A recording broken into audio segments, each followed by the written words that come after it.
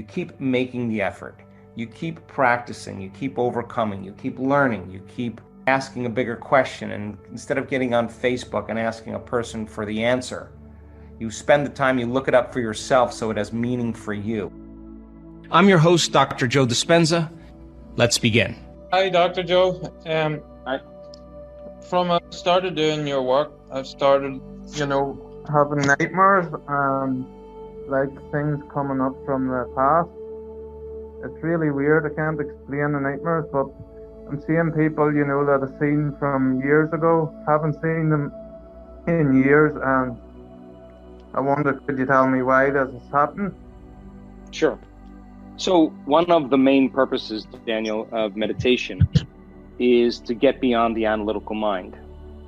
And what separates the conscious mind from the subconscious mind is the analytical mind. Now, without going into too much detail about the subconscious mind, but it's a storehouse of programs, of information in which you've practiced something so many times that it runs automatically. It's the body-mind.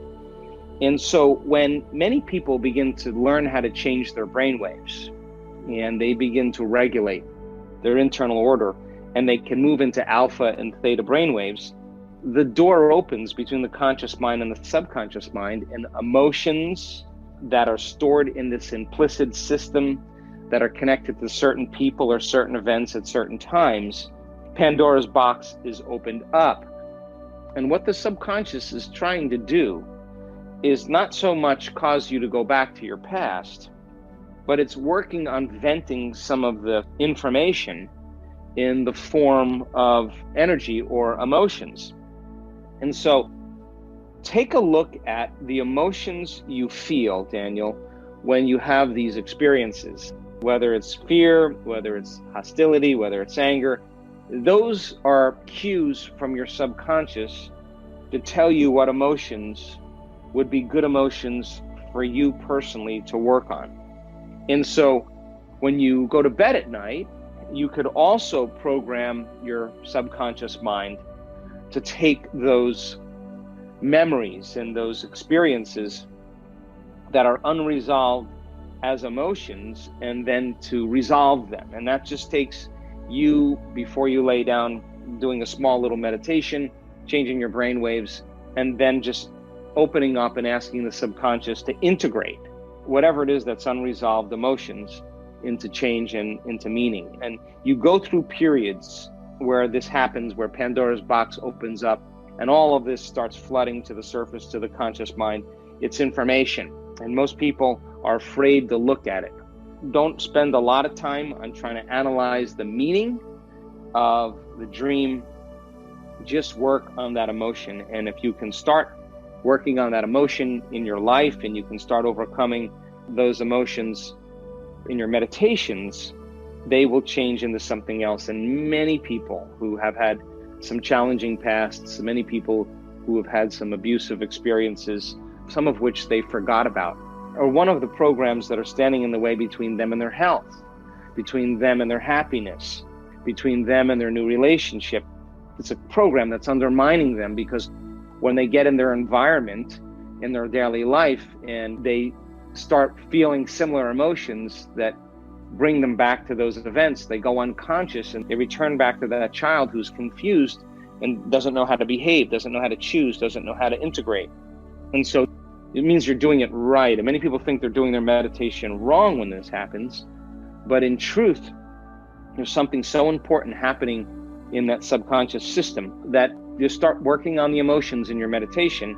And before you lay down at night, just ask your subconscious, or tell your subconscious, or slow your brain waves down and work with your subconscious and say, I want to evolve my experience. I want to take these unresolved experiences and emotions and turn them into wisdom. I'm willing to go the distance. And if I have to go through this, I'm willing to go through it. And it'll change. As long as you keep doing this work, it will change into something else. And the other thing is that as you start moving through different layers, different emotions have memories associated with them. But from a quantum perspective, emotions are energy. So an energy carries information. So you're in a radio station that is frequency that's carrying certain information. And if you want to move through that, the only thing you have to do is raise your frequency, practice raising your energy, practice overcoming those emotions in your waking day and your meditations. Keep raising your frequency, keep raising your energy, keep elevating your emotions, and you dial out of that frequency and you change the radio station, and now it becomes wisdom. So practice it in that vein, and it's normal. It happens to a lot of people, but if you keep practicing it, it'll turn into something else. Hi, Dr. Joe. This is a question from Maria. She says, I have a 12-year-old son who developed cerebral palsy as a result of a very premature birth. He can walk, but awkwardly, and he can't run as fast as the other children his age. He's always had poor self-esteem. In addition to the neuro-movement therapy he's doing, I really believe that your work could help him. I'm convinced that working on his state of mind could help his body. I've told him about your work and he's listened to a few meditations, but he's not particularly interested. Is there a way of helping a 12-year-old child with your approach? Thank you. So, Maria, we have a community of people in this work that have a sole aim to be healers, that they understand the model of what it means to change the field. And when you change the field, you change matter. And I just found this quote from Einstein just the other day that I thought was so fascinating. He said, "There is no place in this new kind of physics for both the field and matter, for the field is the only reality." And that's Einstein. So the field is actually the sole governing agency of the particle. So if you change the pattern in the field, you change the expression of mass or the particle. So we have a community of people that understand the science, the philosophy, and the practicum of how to do that.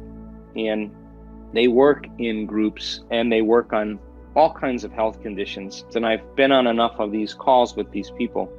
The miracles are so wonderful and they're so consistent that we have universities now that are interested in studying us. And in Marco Island, we did a big study. We'll be in Cancun this coming week. We'll do another big study just to see how good we are to gather the data. And I think it's a good place to start.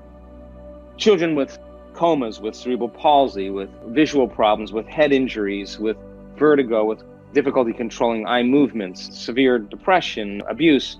These kids are perfect candidates for input because they have very little complications and they don't really function too much in a program. And a 12-year-old kid, even though he may be interested in this, it just seems like it's too much for him. And of course, he's going to have challenges with self-esteem. And of course, he's going to feel like he's not like anybody else. And he's going to have some low moments when he feels those things. But there's a big soul in there. And sometimes all he needs is a little bit of a bump. And I tell you, out of all of the testimonials that I read, and I read a lot of them, and that's what makes my day, really. Every now and then I get a beautiful one from a kid, and a kid will say something like, they no longer have headaches, their eyes are no longer crossed, they can swallow again, they have more energy, they're more present, they're not having tics, they're breathing better. And you ask the kid what happened, they'll tell you, I felt it, I felt something. That feeling is a new energy that's encoding in their nervous system. And a lot of times there's an upgrade that takes place in their biology. So I will have Liz put you in touch with one or two different groups. There's a group in Europe there in Switzerland that could be the perfect fit for you. It's run by one of our ex-team leaders, and it'd be a perfect fit for this little person to get some assistance and get some help. And you, Maria, being the example of hope, being the example of possibility.